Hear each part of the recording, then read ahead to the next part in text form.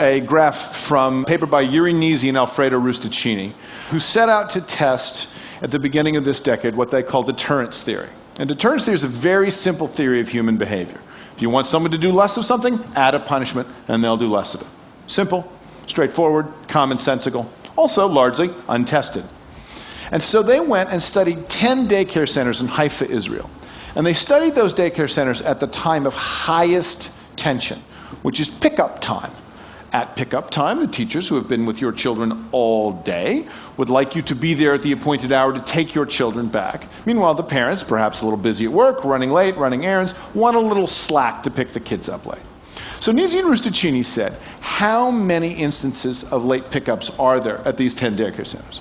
And they saw, and this is what the graph is, these are the number of weeks and these are the number of late arrivals, that there were between 6 and 10 instances of late pickups on average in these 10 daycare centers. So they divided the daycare centers into two groups.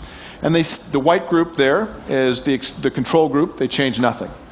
But the group of daycare centers represented by the black line, they said, we are changing this bargain as of right now. Right? If you pick your kid up more than 10 minutes late, we're going to add a 10 shekel fine to your bill. Boom. No ifs, ands, or buts. And the minute they did that, the behavior in those daycare centers changed.